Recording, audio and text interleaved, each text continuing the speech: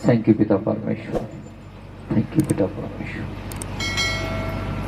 अज किन्ने भैन भरा ने जिहड़े दुखों दे विच चल रहे ने, मैं देखना चाहना उन्होंने हाथ जिहड़े दुखों ते मुसीबतों दे विच ते जिहड़े करज़ां दे विच चल रहे ने। अज जिन्हां दे कोल घर नहीं है, जिन्हां दे कोल गड्डियां मोटरसाइकिल नहीं है, जिन्हां दे कोल लोड़ी दीयां चीज़ां नहीं है, वो असीं सारे ही हाँ। अज जो वचन कहेगा, जेकर तुसीं उस वचन ते चलोगे तो मैं विश्वास करदा कि तुसीं जल्द ही बड़ी गवाही दे नाल वापस आ रहे हो यीशु दे नाम दे विच। जिद्दां खुदा दा कलाम साडे नाल गल करदा है, जेकर तुसीं उस दे अकॉर्डिंग जिंदगी नूं बतीत करोगे तो फिर मैं विश्वास करदा कि तुहाडी जिंदगी दे विच जिहड़े रुके हुए काम ने वो देखो कितनी स्पीड दे नाल पूरे होने शुरू होणगे। हालेलुया। जिवें इस जगह ते दस के गए ने कि पास्टर जी आंदे सी कि पास्टर जी बिना बच्चे होण तो पहला ही बच्चे का जिहड़ा नाम है वो मैंशन कर देंदे ने। हालेलुया। एक भैन कह रही है कि मेरे को किन्ने साल तो बच्चा नहीं है, लेकिन पास्टर जी ने उसका नाम भी पहला दस दिता ते जदों मैं दूजी वारी आई ते तीजी वारी मैं प्रेगनेंट हो गई। और एक भरा कह रहा कि मैं हरियाणे चों आया और मैं 3 साल 4 साल तो मेरी मैरिज हुई नहीं होगी, लेकिन मैं प्रभु नूं भी जाणिया होया सी। जदों मैं इत्थे आया तो मैनूं अज बच्चे की आशीष मिल गई है। मेरे भैनों ते भरावो, मैं दसना चाहना मैं कोई स्पैशल नहीं हाँ। मैं तुहानूं फिर दस रहा, मैं कोई स्पैशल नहीं हाँ। मैं भी तुहाडे वर्गा एक आम इंसान सी, पर फर्क है इन्ना का कि मैं खुदा दे कहण ते जिंदगी नूं चला लिया ते अज तुसीं जिंदगी नूं चलाउण तो डरदे हो थोड़ा जिहा। जदों साडे अंदर करंट आना शुरू होता है, असीं उस टाइम अपनी करवट बदल दिंदे आ कि नहीं नहीं मैनूं जरूरत नहीं है। मैं एक दिन दस रहा सी मीटिंग दे विच कि किन्नियां भैणां ने अचार पाया, हथ खड़ा करनगियां। अचार किन्नियां भैणां पाउंदियां ने घर दे विच, तरह तरह के अचार पाउण दे लई बड़े मास्टर हो तुसीं। और जो अचार पाना होवे तां एक भांडे नूं की करदे आ असीं चंगी तरह साफ करके धो के उहनूं धुप्प दे विच सुकणे पा दिंदे। 2-3 दिन उहदे विचों दी किरणां लगा दिंदे सूरज दीयां सिੱਧੀਆਂ। और जो तप तप के अपना वजूद खत्म कर दिंदा, फिर असीं उहनूं टणका के देखदे भी हुण सुक गया चंगी तरह, हुण चार खराब नहीं हुंदा। ਉਹਦੇ ਚਾਰ उस भांडे ਦੇ ਵਿੱਚ ਟਿਕਾਣ ਦੇ ਲਈ ਤੁਹਾਨੂੰ 3-4 ਦਿਨ ਉਹਨੂੰ ਧੁੱਪ ਲਵਾਣੀ ਪਈ। ਉਹ ਜਿਹੜਾ ਪਵਿੱਤਰ ਆਤਮਾ ਤੁਹਾਡੇ ਅੰਦਰ ਟਿਕੇਗਾ ਉਹ ਕੀ ਸਾਫ਼ ਕਰੇਗਾ ਤੇ ਕਿੰਨੀਆਂ ਕਿਰਨਾਂ ਪਾਏਗਾ ਤੁਹਾਡੇ ਵਿੱਚ। ਹਾਲੇਲੂਇਆ। ਮੇਰੇ ਅਜੀਜ਼ੋ, ਜੇਕਰ ਪਰਮੇਸ਼ਵਰ ਇੰਨੀ ਜਲਦੀ ਤੁਹਾਡੇ ਅੰਦਰ ਟਿਕ ਜਾਂਦਾ ਤਾਂ ਫਿਰ ਮੈਨੂੰ ਨਹੀਂ ਲੱਗਦਾ ਸੀ ਵੀ ਅੱਜ ਸਾਡੇ ਅੰਦਰ ਮੁਸੀਬਤਾਂ ਆ ਜਾਂਦੀਆਂ। ਜਦੋਂ ਉਹਦਾ ਮਾੜਾ ਜਿਹਾ ਸੇਕ ਸਾਨੂੰ ਲੱਗਣਾ ਸ਼ੁਰੂ ਹੋ ਜਾਂਦਾ ਤੇ ਅਸੀਂ ਉਸੇ ਟਾਈਮ ਕਰਵਟ ਬਦਲ ਲੈਂਦੇ ਕਿ ਨਾ ਨਾ ਖੁਦਾ ਤੇਰੇ ਸੇਕ ਤੋਂ ਤਾਂ ਮੈਂ ਹੀ ਠੀਕ ਹੈ। ਕਿਉਂ? ਅਸੀਂ ਬਦਲਣਾ ਪਸੰਦ ਨਹੀਂ ਕਰਦੇ, ਅਸੀਂ ਕੁਝ ਬਣਨਾ ਪਸੰਦ ਨਹੀਂ ਕਰਦੇ। ਜੇ ਮੈਂ ਇੱਕ ਪਾਸੇ ਤੁਹਾਨੂੰ ਸੋਨੇ ਦਾ ਬਿਸਕੁਟ ਪਕੜਾ ਦੇਵਾਂ, ਬਿਸਕੁਟ ਕਿਸੇ ਨੇ ਦੇਖਿਆ ਸੋਨੇ ਦਾ? ਬਿਲਕੁਲ ਧਰਦਰਾ ਹੁੰਦਾ ਹੈ, ਠੱਡਾ ਹੁੰਦਾ ਹੈ, कोई चमक नहीं होंदी। एक पासे मैं सोने का बिस्कुट रखदा ते एक पासे मैं वधिया सोने दी अंगूठियां बना के रखदा। मैनू नहीं लगता भी तुसी सोने दे बिस्कुट कनी जाओगे। की लेना पसंद करोगे? अंगूठी लेनी पसंद करोगे। क्यों? वो दूरों ही चमका मारदी है, ਉਹਦੀ ਸੁੰਦਰਤਾ ਤੁਹਾਨੂੰ ਮੋਹ ਲੇਗੀ। लेकिन तुसी देखिया नहीं भी उसे बिस्कुट दे विचों ये मुंदरी बन के तैयार हुई है। वो बनी किदां? वो अग दे विच ताई गई सी ते उहदे उत्ते थोड़ियां चलाइयां सी सिनारे ने, ਉਹਨੂੰ ਕੁੱਟਿਆ ਗਿਆ ਸੀ, ਉਹਨੂੰ ਘਸਾਇਆ ਗਿਆ ਸੀ। ਉਹ ਜਦੋਂ ਸਾਡੀ ਚਮਕ ਬਣਨੀ ਹੁੰਦੀ ਹੈ ਤਾਂ ਅਸੀਂ ਪਿੱਛੇ ਹਟ ਜਾਂਦੇ ਆ। मेरे अजीजों, कदों असीं अपने आप नूं तैयार करांगे, कदों असीं प्रिपेयर करांगे? अज सानूं धीरज करन दी जरूरत है। परमेश्वर कहता अपने काम दे विच अड़े ते खड़े रहो जदों तक वो काम पूरा ना हो जावे। हालेलुया। उदों तक धीरज बना के रखो। साडा धीरज बड़ी जल्दी हल जांदा है, कुछ नहीं मिलता। ਜਿਹੜੇ ਭੈਣ ਭਰਾ ਦੱਸ ਕੇ ਗਏ ਨੇ ਕਿ ਪਾਸਟਰ ਜੀ ਨੇ ਬੱਚਾ ਹੋਣ ਤੋਂ ਪਹਿਲਾਂ ਹੀ ਨਾਮ ਦੱਸਿਆ ਸੀ, ਅੱਜ ਬੱਚਾ ਆਇਆ ਮੇਰੇ ਕੋਲ ਔਰ ਮੈਂ ਪਾਸਟਰ ਜੀ ਦਾ ਮੂੰਹ ਮਿੱਠਾ ਕਰਾਉਣ ਦੇ ਲਈ ਆਇਆ। ਕਿਉਂ? ਕਿਉਂਕਿ ਉਹਨੇ ਧੀਰਜ ਕੀਤਾ। ਉਹ ਭੈਣ ਨੇ, ਉਸ ਭਾਈ ਨੇ ਧੀਰਜ ਕਰਕੇ ਰੱਖਿਆ कि जदों तक मेरा काम पूरा नहीं हो लंदा उदों तक मैं अड़िया ते खड़े रहना ते यीशु दी बाह नूं फड़ के रखना भी अज नहीं तां कल तां करा के छड्डेगा। ਉਹ जे इस भैन दे बच्चा हो सकदा तां मेरी नूह दे भी बच्चा हो सकदा, मेरी कुड़ी दे भी बच्चा हो सकदा। ਉਹ जे इस भाई दे नौकरी मिल सकदी, जे इस भैन नूं अनपढ़ नूं यूनिवर्सिटी दे विच सरकारी नौकरी दे सकदा तां मेरे बेटे नूं भी जिहने बीए कीती हुई आ ਉਹਨੂੰ नौकरी दे सकदा। मैं हुण अड़ी ते खड़ी रहांगी, धीरज करके रखांगी जदों तक ਉਹਨੂੰ कुछ मिल नहीं जांदा यीशु दे नाम दे विच। साडा धीरज हल जाता है कि फलाने नूं तो बहुत जल्दी मिल गया तो मैनू तो साल हो गया। उन्होंने तो दूजी बारी वो भैन प्रेगनेंट हो गई सी, मैनू 3 साल हो गए। वो भैन नूं तां अनपढ़ नूं भी नौकरी मिल गई, मैं तो बीए पढ़िया हुआ। धीरज नहीं है साडा। पेशेंस कित्थे अज, साडा धीरज कित्थे अज? कदों असीं आराम की जिंदगी दे विच आवांगे? रोटी खाण वेले सानू धीरज नहीं, सोण वेले सानू धीरज नहीं, वो काम ते जाना सानू धीरज नहीं। वो है किथे? शांति दी जिंदगी किथे है साडी? हर टाइम जिंदगी दी लाइफ दौड़ दे विच चली जा रही है, कदे इधर नूं भज ले कदे इधर नूं भज ले, हासिल कुछ नहीं होया। फिर काहदे पीछे भजना है? पढ़दे बेटा वचन पढ़दे इब्रानियां 10:35-36 है 295 पेज पे। Hallelujah hallelujah. सो तुसां अपनी दिलेरी नूं किते गुआ ना बैठना। परमेश्वर कहंदा तुसीं अपनी दिलेरी नूं किते गुआ ना बैठना। सारिਆਂ दे ध्यान मेरे ਵੱਲ होने चाहिए हो। परमेश्वर दा वचन की कहंदा? तुसीं अपनी दिलेरी नूं किते गुआ ना बैठना, किते खो ना लेना। किते जदों कुछ मिलने वाला होवे उदी तुहाडा शैतान ने पास्टर दे नाल रिश्ता टेढ़ा करवा दिता है। ਉਹ ਜਦੋਂ कुछ मिलने वाला होवे उदी तुहाडे घर दे विच कलेश आ गया, जदों कुछ मिलने वाला होवे उदों तुहाडा भवन तो रिश्ता तड़वा दिता। दोबारा पढ़ दे बेटा। सो तुसां अपनी दिलेरी नूं किते गुआ ना बैठना। परमेश्वर की कह रहा, कहंदा हुण तुसीं अपनी दिलेरी नूं किते, उच्ची बोलो हालेलुया।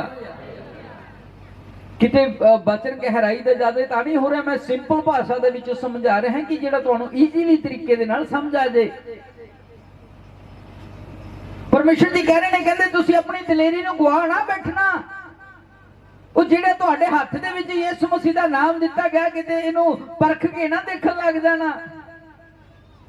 ਜੇ ਵਿਸ਼ਵਾਸ ਨਾਲ ਵੀ ਕਹੋਗੇ ਪਹਾੜ ਨੂੰ ਕਿ ਟੁੱਟ ਕੇ ਸਮੁੰਦਰ 'ਚ ਪੈ ਤਾਂ ਭਰਮ ਨਾ ਕਰਿਓ, ਉਹ ਟੁੱਟੂਗਾ ਅੱਜ ਨਹੀਂ ਤਾਂ ਕੱਲ, ਕੱਲ ਨਹੀਂ ਤਾਂ ਪਰਸੋਂ ਉਹ ਤੁਹਾਨੂੰ ਟੁੱਟਿਆ ਦਿਖੂਗਾ ਯਿਸੂ ਦੇ ਨਾਮ ਦੇ ਵਿੱਚ।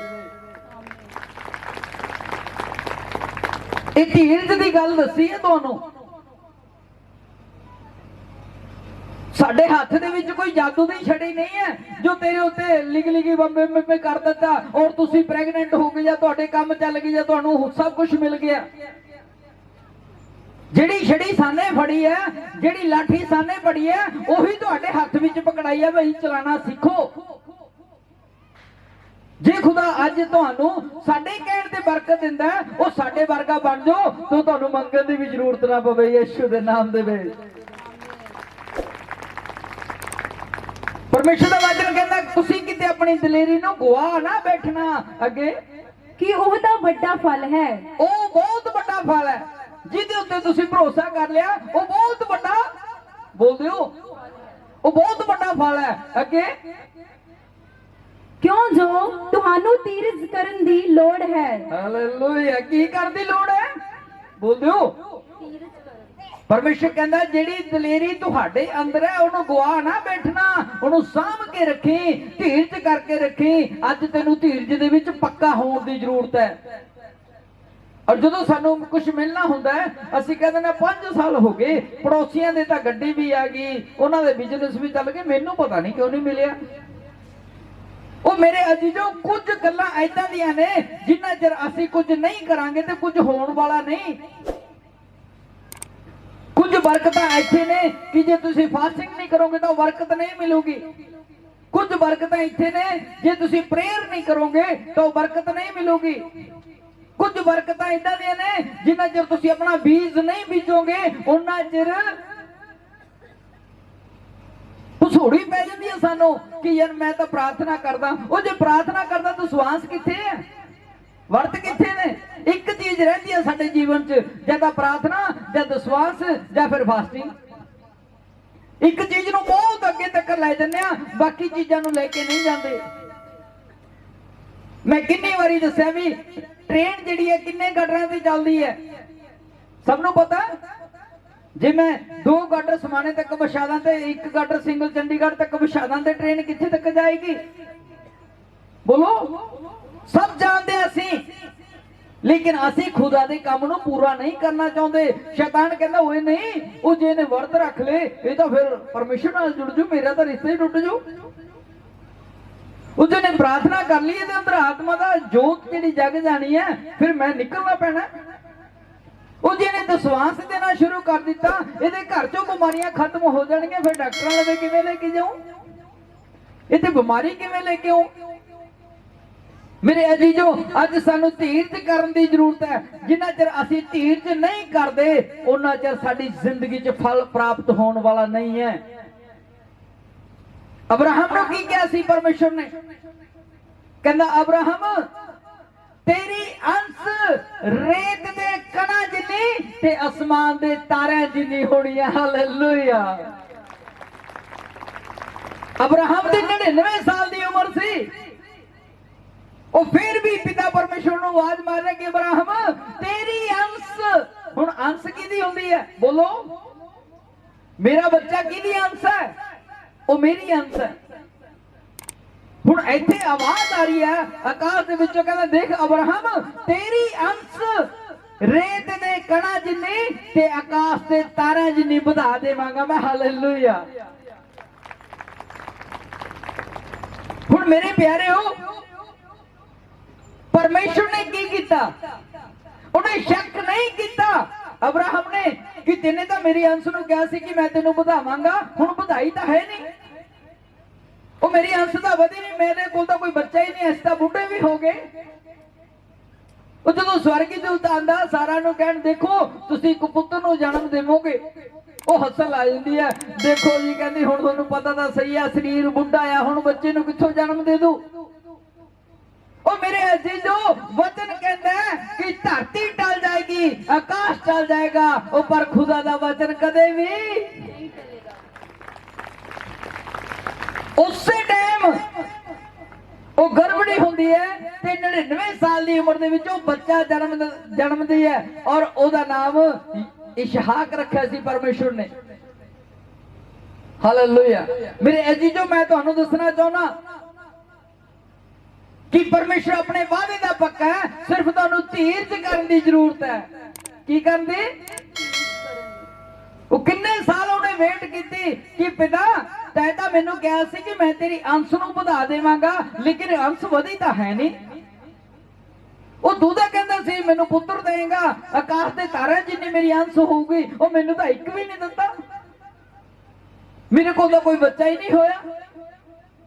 ਖੁਦਾ ਨੇ ਉਹਨੂੰ ਕਹਿਣ ਦਾ ਹੁਕਮ ਨਹੀਂ ਦਿੱਤਾ। ਕਿਉਂ? ਕਿਉਂਕਿ ਇਬਰਾਹਿਮ ਧੀਰਜ ਦੇ ਵਿੱਚ ਪੱਕਾ ਸੀ। ਉਹਦਾ ਵਿਸ਼ਵਾਸ ਸੀ ਕਿ ਮੇਰਾ ਪਰਮੇਸ਼ਰ ਅੱਜ ਨਹੀਂ ਤਾਂ ਕੱਲ, ਕੱਲ ਨਹੀਂ ਤਾਂ ਪਰਸੋਂ ਮੈਨੂੰ ਜ਼ਰੂਰ ਦੇਗਾ, ਕਿਉਂਕਿ ਉਹਦਾ ਵਾਅਦਾ ਕੀਤਾ ਹੈ ਮੇਰੇ ਨਾਲ। ਹਾਲੇਲੂਇਆ। ਫਿਰ ਉਸੇ ਬੱਚੇ ਨੂੰ ਪਰਮੇਸ਼ਰ ਦੇਖਦਾ ਪਰਖ ਕੇ ਕਿ ਦੇਖਾਂ ਅਬਰਾਹਮ ਦੀ ਨਿਗਾਹ ਮੇਰੇ ਵੱਲ ਹੈ ਅੱਜ ਵੀ। ਉਹ ਫਿਰ ਆਵਾਜ਼ ਮਾਰਦਾ ਕਹਿੰਦਾ ਅਬਰਾਹਮ ਜਿਹੜਾ ਮੈਂ ਤੈਨੂੰ ਬੱਚਾ ਦਿੱਤਾ ਉਹਨੂੰ ਜਾ ਆਹਾਬ ਦੀ ਪਹਾੜੀ ਦੇ ਉੱਤੇ ਲਿਜਾ ਕੇ ਉਹਨੂੰ ਮੇਰੇ ਲਈ ਬਲੀ ਦੇ ਦੇਵੀਂ। ਕੀ ਦੇ ਦੇਵੀਂ? ਬੋਲਿਓ। ਜਾਣੀ ਕਿ ਉਹਦੇ ਗਲੇ ਨੂੰ ਕੱਟ ਦੇਵੀਂ। ਹੁਣ ਉਹਦਾ ਇੱਕ ਧੀਰਜ ਬਣਿਆ ਹੋਇਆ ਵੀ ਜੇ ਮੈਨੂੰ ਪਰਮੇਸ਼ਰ 99 ਸਾਲ ਬਾਅਦ ਦੇ ਸਕਦਾ ਤਾਂ ਉਹ ਲੈ ਵੀ ਸਕਦਾ। ਇਹ ਮੈਨੂੰ ਵਿਸ਼ਵਾਸ ਆ ਕਿ ਉਹ ਲਊਗਾ ਨਹੀਂ। ਚੱਲ ਆਪਾਂ ਬਲੀ ਦੇਣ ਚੱਲਦੇ, ਹੋਰ ਵੀ ਦਊਗਾ। ਹੁਣ ਉਹਦਾ ਧੀਰਜ ਕਿੱਥੇ ਹੈ?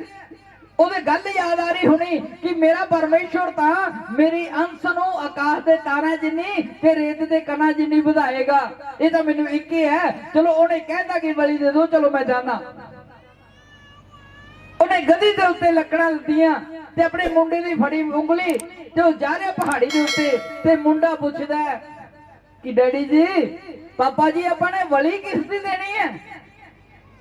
ਹੁਣ ਅਬਰਾਹਮ ਦੇ ਦਿਲ ਨੂੰ ਪੁੱਛ ਕੇ ਦੇਖੋ, ਤੁਹਾਡੇ ਦਿਲਾਂ ਨੂੰ ਪੁੱਛ ਕੇ ਦੇਖੋ, ਜੇ ਤੁਹਾਨੂੰ ਕਹਿ ਦੇ ਕਿ ਕੋਈ ਆਪਣੀ ਔਲਾਦ ਨੂੰ ਮਾਰ ਕੇ ਬਲੀ ਦੇ ਕੇ ਤਿਆਰ ਹੋ ਜਾਵਾਂਗੇ? ਲੇਕਿਨ ਅਬਰਾਹਮ ਦੀ ਇੱਛਾ ਸੀ ਕਿ ਉਹ ਧੀਰਜ ਦੇ ਵਿੱਚ ਪੱਕਾ ਸੀ। ਉਹਨੂੰ ਪਤਾ ਸੀ ਕਿ ਮੇਰਾ ਪਰਮੇਸ਼ਰ ਮੇਰੀ ਸੰਤਾਨ ਨੂੰ ਆਕਾਸ਼ ਦੇ ਤਾਰਿਆਂ ਜਿੰਨੀ ਤੇ ਰੇਤ ਦੇ ਕਣਾਂ ਜਿੰਨੀ ਜ਼ਰੂਰ ਵਧਾ ਦੇਵੇਗਾ।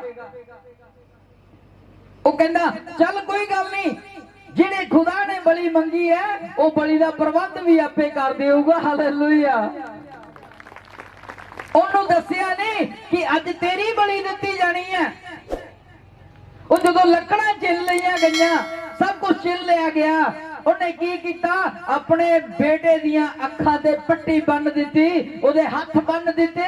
ਉਹ ਜਦੋਂ ਲੱਕੜਾਂ ਤੇ ਲਟਾਇਆ ਔਰ ਛੁਰਾ ਚੱਕਿਆ, ਜਦੋਂ ਉਹਦੇ ਮਾਰਨ ਲੱਗਿਆ, ਆਵਾਜ਼ ਆਉਂਦੀ ਹੈ ਕਿ ਅਬਰਾਹਮ ਰੁਕ ਜਾ, ਅਬਰਾਹਮ ਰੁਕ ਜਾ।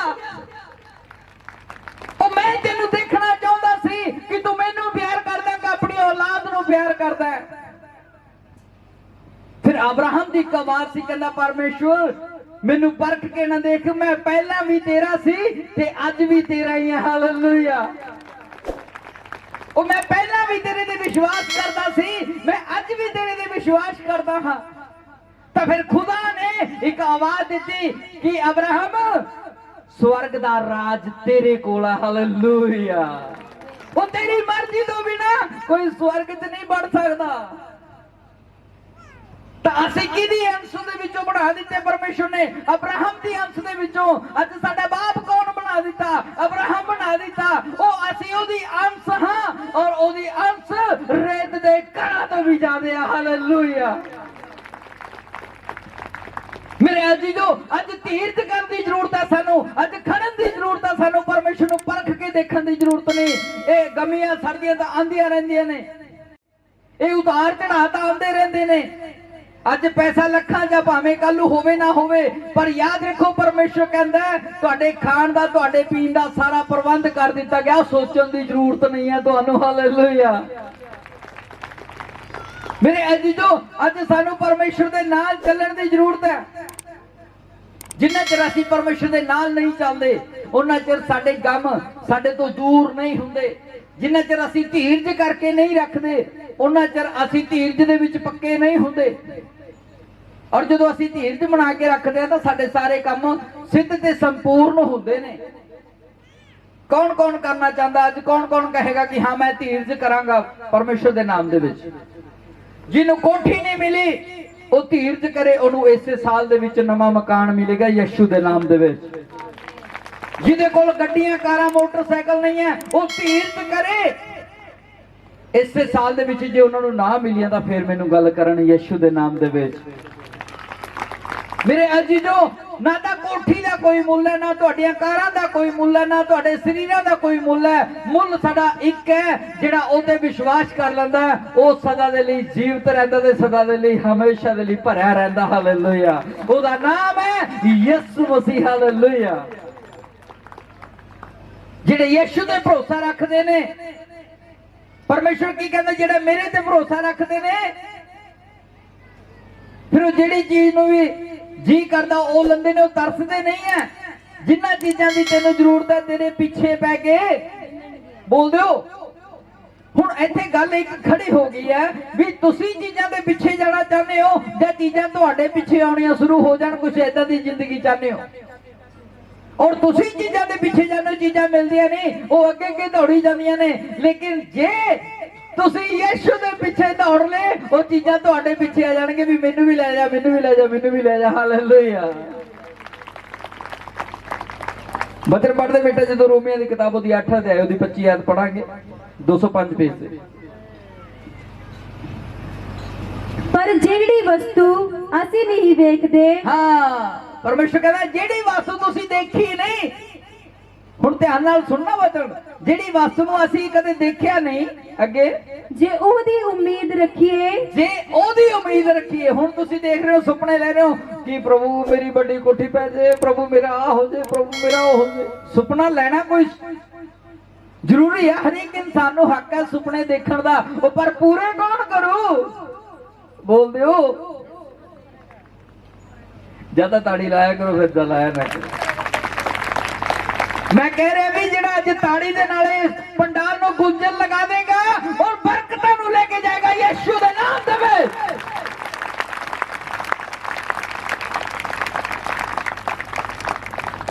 ਅੱਜ ਇਸ ਸਦਾ ਦੇ ਵਚਨ ਕੀ ਕਹਿ ਰਿਹਾ? ਪੜ੍ਹਦੇ ਬੇਟਾ ਦੁਬਾਰਾ ਇਹੀ ਵਚਨ ਪੜ੍ਹਦੇ। ਪਰ ਜਿਹੜੀ ਵਸਤ ਅਸੀਂ ਨਹੀਂ ਦੇਖਦੇ, ਜਿਹੜੀ ਵਸਤੂ ਅਸੀਂ ਨਹੀਂ ਦੇਖਦੇ, ਜੇ ਉਹਦੀ ਉਮੀਦ ਰੱਖੀਏ, ਜੇ ਉਹਦੀ ਉਮੀਦ ਰੱਖੀਏ, ਤਾਂ ਧੀਰਜ ਨਾਲ ਉਹਦੀ ਉਡੀਕ ਵਿੱਚ ਰਹਿੰਦੇ ਹਾਂ। ਹਾਲੇਲੂਇਆ। ਕਿਹਦੇ ਨਾਲ?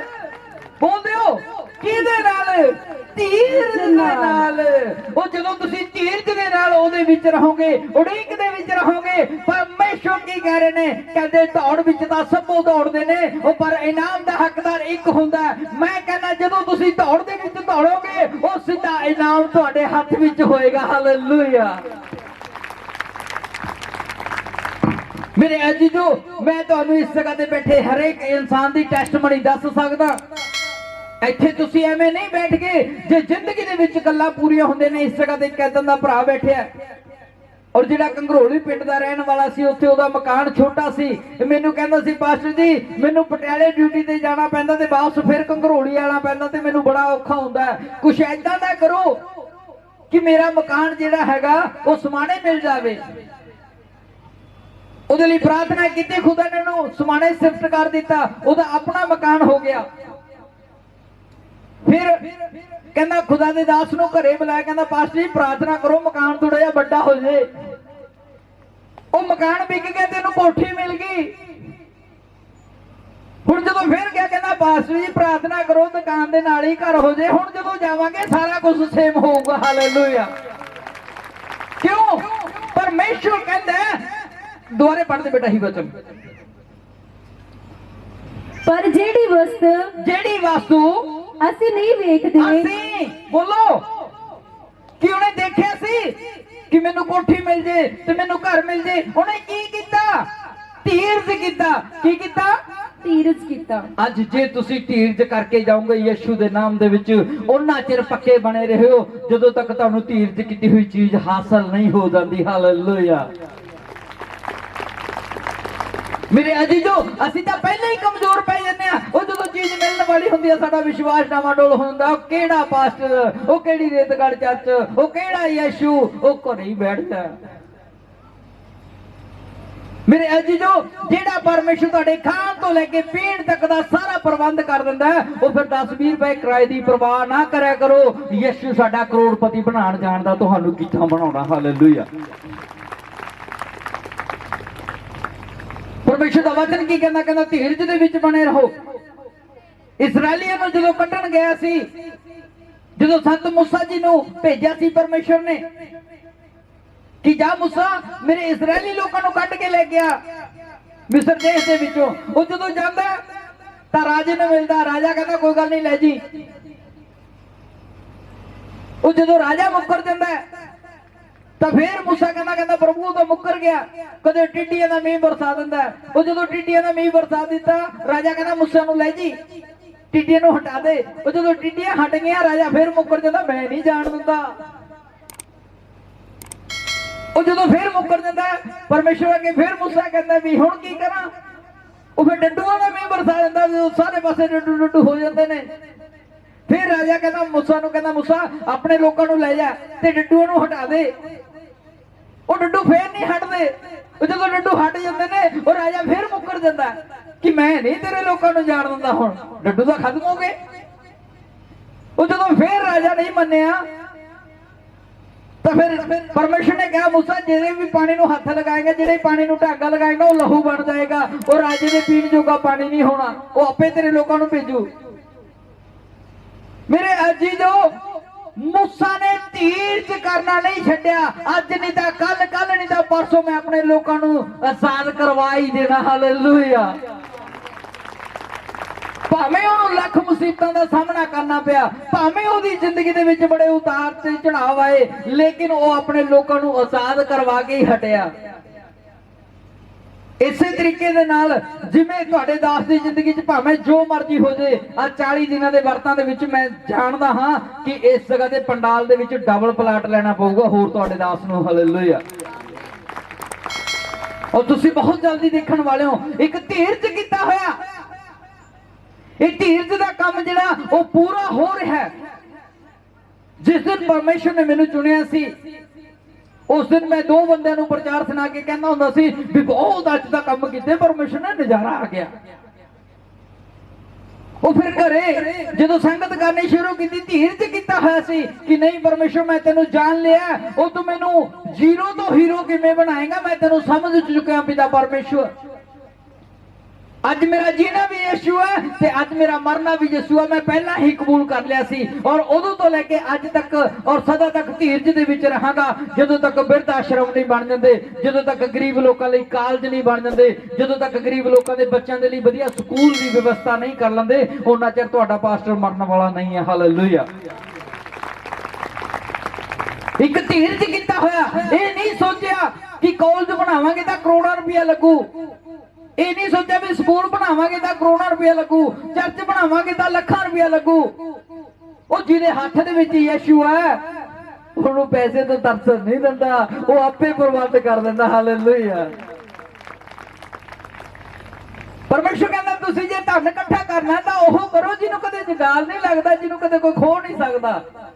ਸੰਸਾਰਿਕ ਧਨ ਤਾਂ ਸਾਡੇ ਕੋਲ ਥੋੜਾ ਜਿਹਾ ਜ਼ਿਆਦਾ ਆ ਜੇ ਤਾਂ ਗਵਾਂਢੀ ਵੀ ਸਾਡੇ ਨਾਲ ਪਿਆਰ ਕਰਨ ਲੱਗ ਜਾਂਦੇ ਨੇ, ਦੁਸ਼ਮਣ ਵੀ ਵਰਤਣਾ ਸ਼ੁਰੂ ਹੋ ਜਾਂਦੇ ਨੇ। ਸਿਆਣੇ ਸੱਚੀ ਕਹਿੰਦੇ ਵੀ ਜਿਹਦੇ ਘਰ ਦਾ ਨਹੀਂ ਉਹਦੇ ਕਮਲੇ ਵੀ ਸਿਆਣੇ। ਹਾਲੇਲੂਇਆ। ਉਹ ਜਦੋਂ 4 ਪੈਸੇ ਜੇਬ ਚ ਆਉਣ ਲੱਗ ਜਾਣ ਨਾ ਤਾਂ ਫਿਰ ਸਾਰੇ ਰਿਸ਼ਤੇਦਾਰ ਬਣ ਜਾਂਦੇ ਨੇ, ਦੁਸ਼ਮਣ ਵੀ ਪਿਆਰ ਲਾ ਜਾਂਦਾ, ਕਹਿੰਦੇ ਵੀ ਤੇਰੀ ਜ਼ਿੰਦਗੀ ਬਹੁਤ ਸੋਹਣੀ ਹੈ। ਸੋ ਮੇਰੇ ਜੀਜੋ, ਇਹ ਧਨ ਤੇ ਆਦਰ ਪਰਮੇਸ਼ਰ ਦਾ ਵਚਨ ਕੀ ਕਹਿੰਦਾ? ਧਨ ਤੇ ਆਦਰ ਮੇਰੇ ਹੱਥ ਵਿੱਚ ਹੈ, ਮੈਂ ਜਿਹਨੂੰ ਚਾਹਾਂ ਉਹਨੂੰ ਉਹਦੀ ਸੋਚ ਦੇ ਮੁਤਾਬਿਕ ਦੇ ਦਿੰਦਾ। ਹਾਲੇਲੂਇਆ। ਤੁਹਾਡੀ ਸੋਚ ਕੀ ਕਹਿੰਦੀ ਹੈ ਵੀ ਧਨ ਤੇ ਆਦਰ ਨੂੰ ਲੈਣ ਦੇ ਲਈ ਮੈਨੂੰ ਕਿੰਨਾ ਕੁ ਧੀਰਜ ਕਰਨਾ ਪਏਗਾ? ਬੋਲਦੇ ਹੋ? ਜੇਕਰ ਤੁਸੀਂ ਅੱਜ ਧੀਰਜ ਦੇ ਵਿੱਚ ਖੜੇ ਹੋ ਪੱਕੇ ਹੋ ਕੇ, ਤਾਂ ਵਿਸ਼ਵਾਸ ਕਰਿਓ ਅੱਜ ਪਰਮੇਸ਼ਰ ਤੁਹਾਨੂੰ ਆਜ਼ਾਦ ਕਰੇਗਾ ਤੇ ਉਹ ਧੀਰਜ ਕੀਤੇ ਹੋਏ ਕੰਮ ਨੂੰ ਪੂਰਾ ਵੀ ਕਰੇਗਾ। ਹਾਲੇਲੂਇਆ। ਲਾਸਟ ਵਚਨ ਪੜ੍ਹਦੇ ਬੇਟਾ। ਕਿਉਂ ਜੋ ਤੁਸੀਂ ਜਾਣਦੇ ਹੋ ਭਾਈ ਤੁਹਾਡੀ ਨੇਚਾਂ ਦੀ ਪ੍ਰੀਖਿਆ ਧੀਰਜ ਬਣਾਉਂਦੀ ਹੈ। ਹਾਂ, ਕਹਿੰਦਾ ਕਿਉਂ ਜੋ ਤੁਸੀਂ ਜਾਣਦੇ ਹੋ ਤੁਹਾਡੀ ਨਿਸ਼ਚਾ ਦੀ ਪ੍ਰੀਖਿਆ ਕੀ ਬਣਾਉਂਦੀ ਹੈ? ਧੀਰਜ ਬਣਾਉਂਦੀ ਹੈ। ਜੇ ਸਾਨੂੰ ਨਿਸ਼ਚਾ ਨਹੀਂ ਹੈ ਪ੍ਰਭੂ ਯਿਸੂ ਮਸੀਹ ਤੇ, ਤਾਂ ਅਸੀਂ ਧੀਰਜ ਨਹੀਂ ਕਰ ਸਕਦੇ। ਅਸੀਂ ਦੁਨਿਆਵੀ ਚੀਜ਼ਾਂ ਦੇ ਧੀਰਜ, ਅੱਜ ਮੈਨੂੰ ਬਲੀਡਿੰਗ ਪੈ ਰਹੀ ਸੀ ਲੇਕਿਨ ਮੈਂ ਖੁਦਾ ਦੇ ਦਾਸ ਨੂੰ ਵੀ ਨਹੀਂ ਦੱਸਿਆ, ਔਰ ਜਦੋਂ ਮੈਂ ਪ੍ਰਾਰਥਨਾ ਕੀਤੀ ਤਾਂ ਬਲੀਡਿੰਗ ਵੀ ਬੰਦ ਹੋ ਗਈ ਤੇ ਰੱਬ ਨੇ ਮੈਨੂੰ ਚੰਗਾ ਵੀ ਕਰ ਦਿੱਤਾ, ਘਰ ਵਾਲਾ ਵੀ ਦਾਰੂ ਨੂੰ ਛੱਡ ਗਿਆ। ਮੇਰੇ ਪਿਆਰਿਓ, ਸੇਮ ਇਸੇ ਤਰੀਕੇ ਦੇ ਨਾਲ ਜਦੋਂ ਪੁਰਾਣੇ ਸਮੇਂ ਦੇ ਵਿੱਚ ਕਿਸੇ ਭੈਣ ਨੂੰ ਇਹ ਪ੍ਰੋਬਲਮ ਹੋ ਜਾਂਦੀ ਸੀ, ਇਹ ਬਲੀਡਿੰਗ ਦੀ ਬਿਮਾਰੀ ਲੱਗ ਜਾਂਦੀ ਸੀ, ਕਿਉਂਕਿ ਉਸ ਸਮੇਂ ਦੇ ਵਿੱਚ ਇਲਾਜ ਬਹੁਤ ਘੱਟ ਹੁੰਦੇ ਸੀ, ਉਹ ਭੈਣ ਨੂੰ ਦੂਜੀਆਂ ਭੈਣਾਂ ਤੋਂ ਵੱਖਰਾ ਇੱਕ ਕਮਰੇ ਦੇ ਵਿੱਚ ਬੰਦ ਕਰ ਦਿੱਤਾ ਜਾਂਦਾ ਸੀ ਵੀ ਨਾ ਇਹਦੇ ਹੱਥ ਦਾ ਕਿਸੇ ਨੇ ਖਾਣਾ ਤੇ ਨਾ ਇਹਨੂੰ ਕਿਸੇ ਨੇ ਕੁਝ ਦੇਣਾ।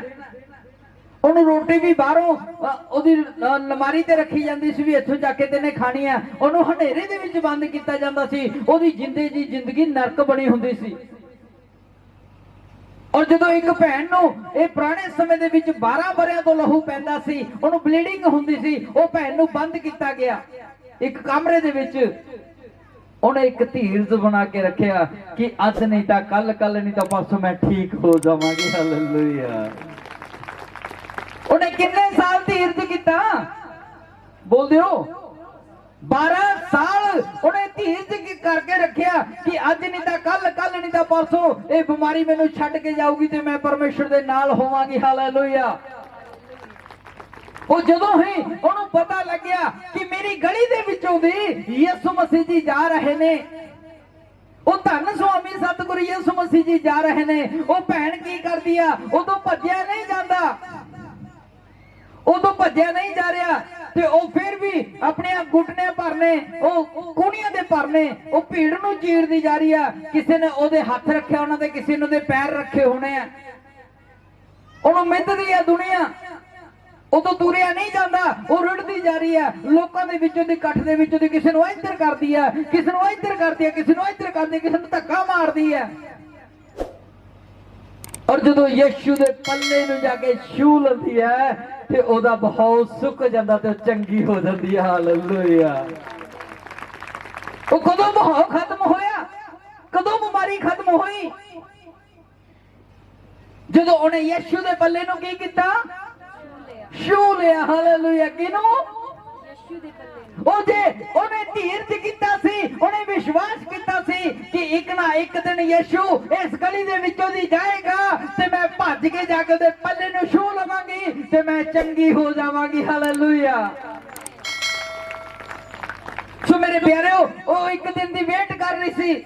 ਜਿਹੜੇ ਕੰਮ ਦੇ ਲਈ ਉਹਨਾਂ ਨੇ ਧੀਰਜ ਕੀਤਾ ਸੀ, ਉਹ ਟਾਈਮ ਜਦੋਂ ਧੀਰਜ ਦਾ ਪੂਰਾ ਹੋ ਗਿਆ ਤਾਂ ਯਿਸੂ ਮਸੀਹ ਜਦੋਂ ਗਏ ਤਾਂ ਉਹਨੇ ਪੱਲੇ ਨੂੰ ਹੀ ਛੂ ਲਿਆ ਤੇ ਉਹ ਚੰਗੀ ਹੋ ਗਈ। ਤਾਂ ਪਰਮੇਸ਼ਰ ਜੀ ਰੁਕੇ। ਧੰਨ ਸੁਆਮੀ ਸਤਿਗੁਰੂ ਯਿਸੂ ਮਸੀਹ ਜੀ ਬੋਲੇ, ਰੁਕੋ, ਉਹ ਮੈਨੂੰ ਕਿਸੇ ਨੇ ਟੱਚ ਕੀਤਾ। ਕੀ ਕੀਤਾ? ਮੈਨੂੰ ਕਿਸੇ ਨੇ ਟੱਚ ਕੀਤਾ। ਔਰ ਪਾਤਰਸ ਬੋਲਦਾ, ਪ੍ਰਭੂ ਜੀ ਉਹ ਹੁਣ ਦੁਨੀਆ ਤਾਂ ਤੁਹਾਡੇ ਉੱਤੇ ਡਿੱਗ ਰਹੀ ਹੈ, ਹੁਣ ਟੱਚ ਤਾਂ ਹੋਊਗੇ ਤੁਸੀਂ। ਕਹਿੰਦਾ ਪਾਤਰਸ ਐਵੇਂ ਨਹੀਂ, ਉਹ ਕਿਸੇ ਨੇ ਵਿਸ਼ਵਾਸ ਨਾਲ, ਕਿਸੇ ਨੇ ਧੀਰਜ ਨਾਲ ਉਹ ਮੈਨੂੰ ਟੱਚ ਕੀਤਾ, ਮੇਰੇ ਵਿੱਚੋਂ ਸ਼ਕਤੀ ਨਿਕਲ ਗਈ, ਉਹਨੂੰ ਚੰਗਾ ਕਰ ਗਿਆ। ਉਹ ਜਦੋਂ ਉਹ ਭੈਣ ਹੱਥ ਜੋੜ ਕੇ ਖੜੀ ਹੋ ਜਾਂਦੀ ਹੈ ਕਿ ਪ੍ਰਭੂ ਮੈਂ ਤੁਹਾਨੂੰ ਟੱਚ ਕੀਤਾ। ਉਹ ਸੁਆਮੀ ਜਾਣੀ ਜਾਣ ਸੀ, ਧੰਨ ਸੁਆਮੀ ਜਾਣੀ ਜਾਣ ਸੀ। ਜਦੋਂ ਉਹਨੇ ਪੁੱਛਿਆ ਕਿ ਤੈਨੇ ਟੱਚ ਕੀਤਾ, ਉਹ ਕਹਿੰਦੀ ਹਾਂ ਪ੍ਰਭੂ ਮੈਂ ਟੱਚ ਕੀਤਾ। ਤਾਂ ਸੁਆਮੀ ਜੀ ਬੋਲੇ, ਜਾ ਤੇਰੀ ਨਿਸ਼ਚਾ ਨੇ ਤੈਨੂੰ ਚੰਗਾ ਕੀਤਾ। ਹਾਲੇਲੂਇਆ।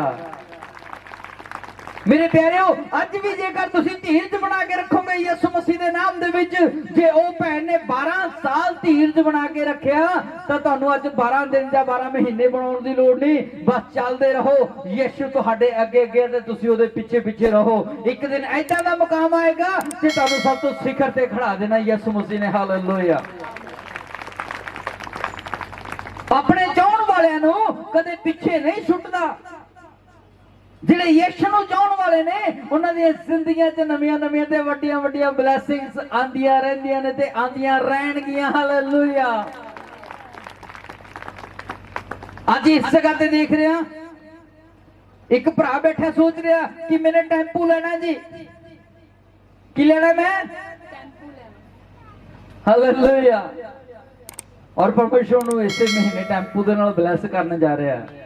ਜੇ ਕਹੋ ਤਾਂ ਤੁਹਾਡੇ ਕੱਲੇ ਕੱਲੇ ਦੇ ਦਿਲ ਦੀ ਗੱਲ ਬੁੱਝ ਕੇ ਦੱਸ ਦਿੰਦਾ ਵੀ ਕੀ ਸੋਚ ਕੇ ਬੈਠੇ ਹੋ, ਪਰ ਜਿਹੜਾ ਅੱਜ ਦਾ ਵਚਨ ਹੈ ਉਹ ਵਚਨ ਦੱਸਦਾ ਵੀ ਧੀਰਜ ਕਰਕੇ ਰੱਖਿਓ। ਉਹ ਜਿਹੜੀਆਂ ਚੀਜ਼ਾਂ ਤੁਸੀਂ ਦੇਖੀਆਂ ਨਹੀਂ, ਜਿਹੜੀਆਂ ਚੀਜ਼ਾਂ ਨੂੰ ਤੁਸੀਂ ਪ੍ਰਾਪਤ ਕਰਨਾ ਚਾਹੁੰਦੇ ਹੋ, ਉਹ ਧੀਰਜ ਬਣਾ ਲਿਓ। ਆਉਣ ਵਾਲੇ ਸਮੇਂ ਦੇ ਵਿੱਚ ਸਭ ਤੋਂ ਪਹਿਲਾਂ ਤੁਹਾਡੇ ਕੋਲ ਹੋਣਗੀਆਂ ਯਿਸੂ ਦੇ ਨਾਮ ਦੇ ਵਿੱਚ। ਮੇਰੇ ਅਜੀਜ਼ੋ, ਇਸ ਜਗ੍ਹਾ ਤੇ ਜਿੰਨੇ ਵੀ ਭੈਣ ਭਰਾ ਆਉਂਦੇ ਨੇ ਉਹ ਐਵੇਂ ਨਹੀਂ ਆਉਂਦੇ। ਕੋਈ ਜੀਨ ਤੋਂ ਆਇਆ, ਕੋਈ ਹਰਿਆਣੇ ਤੋਂ ਆਇਆ, ਕੋਈ ਅੰਬਾਲੇ ਤੋਂ ਆਇਆ, ਕੋਈ ਕਿਤੋਂ ਆਇਆ, ਕੋਈ ਕਿਤੋਂ ਆਇਆ।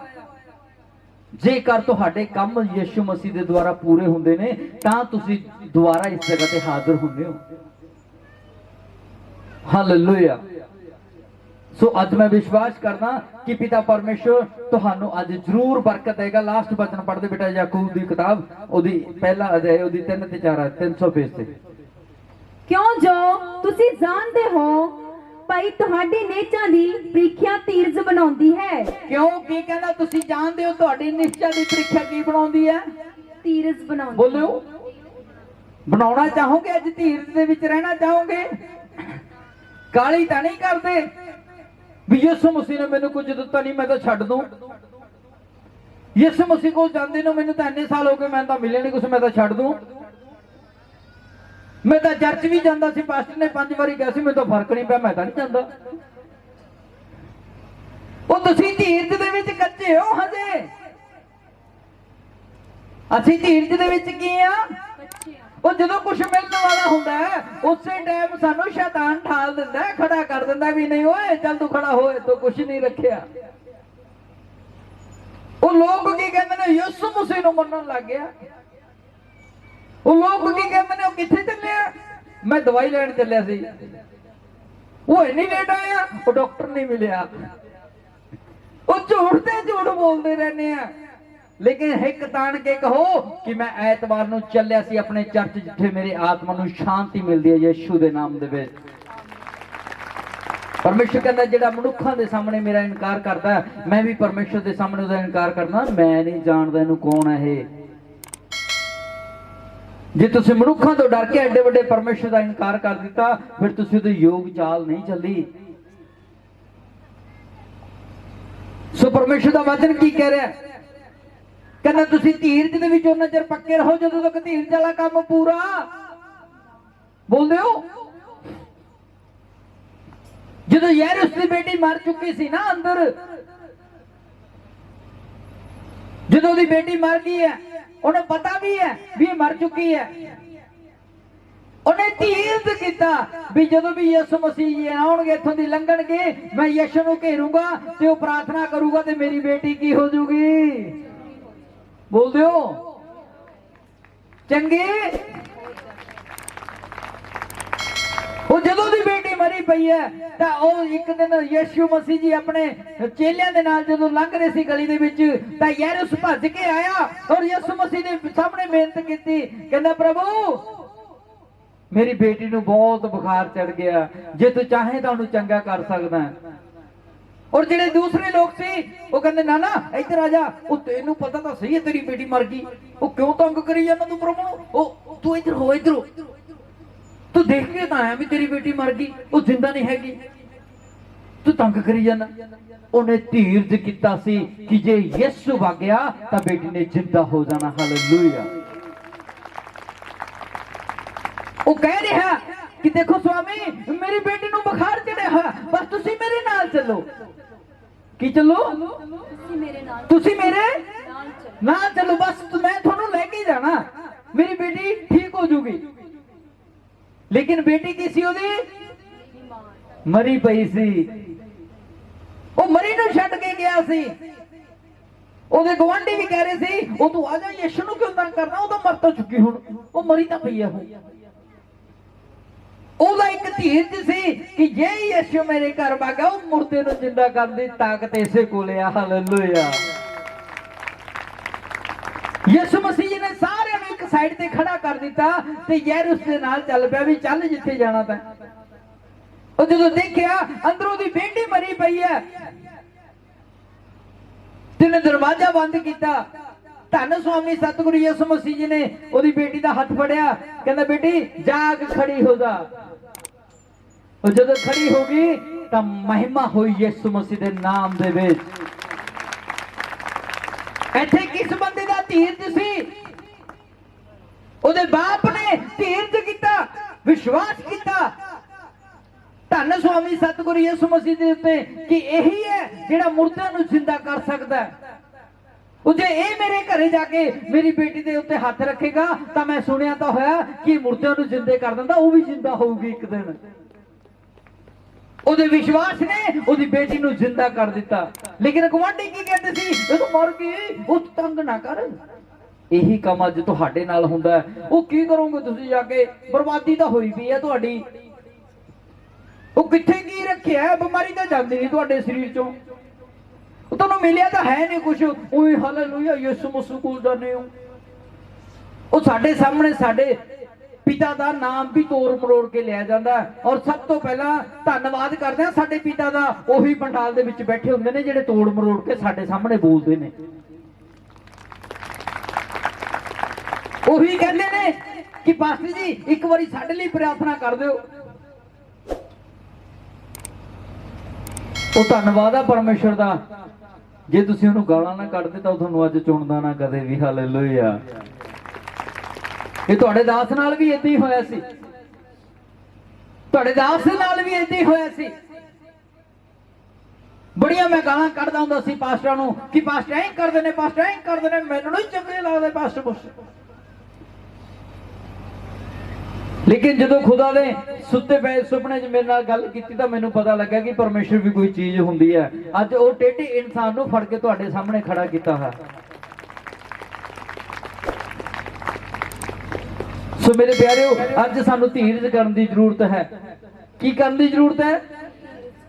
ਅੱਜ ਜਿਨ੍ਹਾਂ ਦੇ ਕੰਮ ਨਹੀਂ ਚੱਲਦੇ ਤਾਂ ਧੀਰਜ ਕਰ ਲਿਓ ਇਸੇ ਮਹੀਨੇ ਦੇ ਵਿੱਚ। ਜੇ ਅਗਲੇ ਮਹੀਨੇ ਤੁਹਾਡਾ ਡਬਲ ਕੰਮ ਨਾ ਚੱਲਿਆ ਫੇਰ ਗੱਲ ਕਰਿਓ ਆ ਕੇ। ਜਿਨ੍ਹਾਂ ਭੈਣਾਂ ਦੇ ਕੋਲ ਬੱਚੇ ਨਹੀਂ ਆ, ਅੱਜ ਧੀਰਜ ਕਰਿਓ, ਵਿਸ਼ਵਾਸ ਕਰਕੇ ਜਾਇਓ ਪਰਮੇਸ਼ਰ ਦੇ ਉੱਤੇ ਕਿ ਜੋ ਖੁਦਾ ਦੇ ਦਾਸ ਨੇ ਗੱਲਾਂ ਕੀਤੀਆਂ ਨੇ ਉਹ ਮੇਰੀ ਜ਼ਿੰਦਗੀ 'ਚ ਜ਼ਰੂਰ ਪੂਰੀਆਂ ਹੋਣਗੀਆਂ। ਮੈਂ ਧੀਰਜ ਕਰਦੀ ਹਾਂ, ਮੈਂ ਵਿਸ਼ਵਾਸ ਕਰਦੀ ਹਾਂ ਆਪਣੇ ਉਧਾਰ ਕਰਤਾ ਤੇ। ਤਾਂ ਦੇਖੋ ਤੁਸੀਂ ਅਗਲੇ ਮਹੀਨੇ ਜੇ ਪ੍ਰੈਗਨੈਂਟ ਹੋ ਕੇ ਨਾ ਆਏ ਫਿਰ ਗੱਲ ਕਰਿਓ। ਹੁਣ ਕਈ ਭੈਣਾਂ ਮੈਨੂੰ ਕਹਿ ਦਿੰਦੀਆਂ ਨੇ ਕਿ ਪਾਸਟਰ ਜੀ ਤੁਹਾਨੂੰ ਕੀ ਦਸੀਏ ਕਿ ਸਾਡੇ ਵਿੱਚ ਨੁਕਸ਼ਾ ਜਾਂ ਸਾਡੇ ਪਤੀ ਦੇ ਵਿੱਚ ਨੁਕਸ਼ਾ। ਹੁਣ ਬੱਚਾ ਨਹੀਂ ਹੋ ਸਕਦਾ ਤਾਂ ਮੈਨੂੰ ਦੱਸ ਦਿਓ ਕਿ ਮਰੀਅਮ ਦਾ ਕੌਣ ਪਤੀ ਸੀ? ਫਿਰ ਉਹਦਾ ਕੁਆਰੀ ਲੜਕੀ ਸੀ।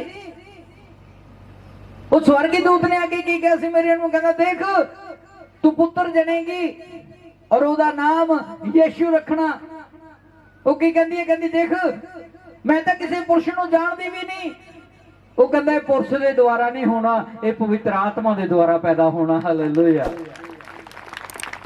ਮੈਂ ਦੱਸਣਾ ਚਾਹੁੰਦਾ ਉਹਨਾਂ ਭੈਣਾਂ ਨੂੰ ਤੇ ਉਹਨਾਂ ਭਰਾਵਾਂ ਨੂੰ ਜਿਨ੍ਹਾਂ ਦੇ ਸਰੀਰ ਬੱਚੇ ਪੈਦਾ ਕਰਨ ਦੇ ਯੋਗ ਨਹੀਂ ਹੈ ਤਾਂ ਵਿਸ਼ਵਾਸ ਕਰਨ ਯੀਸ਼ੂ ਦੇ ਨਾਮ ਦੇ ਉੱਤੇ, ਧੀਰਜ ਬਣਾ ਕੇ ਰੱਖਣ ਤੇ ਅਗਲੇ ਸਾਲ ਉਹ ਆਪਣੇ ਸੈਮੂਅਲ ਦੇ ਨਾਲ ਇਸ ਚਰਚ ਦੇ ਵਿੱਚ ਪ੍ਰਵੇਸ਼ ਕਰਨਗੇ। ਹਾਲੇਲੂਇਆ। ਆਓ ਆਪਣੇ ਸਾਰੇ ਪੈਰਾਂ ਤੇ ਖੜੇ ਹੋ ਜਾਵਾਂਗੇ ਔਰ ਮੈਂ ਆਨਲਾਈਨ ਦੇ ਲਈ ਪਹਿਲਾਂ ਪ੍ਰੇਅਰ ਕਰ ਦੇਵਾਂ। ਸਰਵ ਸ਼ਕਤੀਮਾਨ ਪਿਤਾ ਪਰਮੇਸ਼ਵਰ ਜੀ, ਜਿੰਨੇ ਵੀ ਸਾਨੂੰ ਆਨਲਾਈਨ ਦੇਖ ਰਹੇ ਨੇ ਤੇਰੇ ਬੇਟੇ ਬੇਟੀਆਂ, ਪਿਤਾ ਪਰਮੇਸ਼ਵਰ ਅੱਜ ਉਹਨਾਂ ਦੇ ਜੀਵਨਾਂ ਦੇ ਵਿੱਚ ਧੀਰਜ ਦੀ ਜ਼ਿੰਦਗੀ ਹੋ ਜਾਵੇ ਪ੍ਰਭੂ ਜੀ। ਉਹ ਤੈਨੂੰ ਸਮਝਣ ਯੋਗ ਹੋ ਜਾਣ ਮੇਰੇ ਯਹੋਵਾ। ਆਓ ਪਵਿੱਤਰ ਆਤਮਾ ਜੀ ਉਹਨਾਂ ਦੀਆਂ ਜ਼ਿੰਦਗੀਆਂ ਦੇ ਵਿੱਚ ਬਰਕਤ ਲੈ ਕੇ ਆਓ ਔਰ ਉਹਨਾਂ ਦੇ ਜੀਵਨਾਂ ਨੂੰ ਬਲੈਸ ਕਰੋ ਤੇ ਉਹਨਾਂ ਦੇ ਜੀਵਨਾਂ ਦੇ ਵਿੱਚ ਵੱਡੀਆਂ ਟੈਸਟਮਨੀਆਂ ਲਿਆਓ। ਯਿਸੂ ਮਸੀਹ ਦੇ ਜਿੰਦਾ ਦੇ ਜਲਾਲੀ ਨਾਮ ਦੇ ਵਿੱਚ ਜਿੱਥੇ ਵੀ ਦੇਸਾਂ ਵਿਦੇਸਾਂ ਦੇ ਵਿੱਚ ਵਚਨ ਜਾ ਰਿਹਾ ਪ੍ਰਭੂ ਜੀ, ਉਹਨਾਂ ਦੇ ਜੀਵਨ ਬਦਲਣ। ਜਿਨ੍ਹਾਂ ਨੇ ਵੀ ਅੱਜ ਨਿਸ਼ਚਾ ਦੇ ਨਾਲ ਸੁਣਿਆ ਪਿਤਾ ਪਰਮੇਸ਼ਵਰ, ਉਹਨਾਂ ਦੇ ਜੀਵਨਾਂ ਦੇ ਵਿੱਚ ਵੱਡੀਆਂ ਬਲੈਸਿੰਗਾਂ ਨੂੰ ਮੈਂ ਦੇਖ ਰਿਹਾ। ਯਾਓ ਯਿਸੂ ਮਸੀਹ ਦੇ ਨਾਮ ਦੇ ਵਿੱਚ ਜੋ ਬੋਲਿਆ ਗਿਆ ਸੁਣਿਆ ਗਿਆ ਉਹ ਪਿਤਾ ਪਰਮੇਸ਼ਵਰ ਸੁਣਨ ਵਾਲਿਆਂ ਦੀਆਂ ਜ਼ਿੰਦਗੀਆਂ ਨੂੰ ਬਦਲ ਦੇਵੇ। ਯਿਸੂ ਮਸੀਹ ਦੇ ਨਾਮ ਮੰਗਦੇ ਹਾਂ ਪਿਤਾ ਪਰਮੇਸ਼ਵਰ ਜੀ ਦੇ ਕੋਲੋਂ, amen. God bless you, God bless. ਹੋਰ ਵੀਡੀਓ ਦੇਖਣ ਲਈ ਪਾਸਟਰ ਗੁਰਚਰਨ ਸਿੰਘ ਰੇਤਗੜ੍ਹ ਦੇ ਫੇਸਬੁੱਕ ਚੈਨਲ ਨੂੰ ਫੋਲੋ ਕਰੋ ਅਤੇ YouTube ਚੈਨਲ ਨੂੰ ਸਬਸਕ੍ਰਾਈਬ ਕਰੋ। ਤੁਸੀਂ ਹਰ ਸਮੇਂ ਪਰਮੇਸ਼ਵਰ ਦੇ ਬਚਨਾਂ ਦਾ ਆਨੰਦ ਲੈ ਸਕਦੇ ਹੋ। ਤੁਸੀਂ ਆਪਣਾ ਦਸਵੰਧ ਆਫਰਿੰਗ ਚਰਚ ਬਿਲਡਿੰਗ ਲਈ ਡੋਨੇਸ਼ਨਸ ਇਹਨਾਂ ਬੈਂਕ ਅਕਾਊਂਟ ਜ਼ਰੀਏ ਸਾਡੇ ਕੋਲ ਭੇਜ ਸਕਦੇ ਹੋ।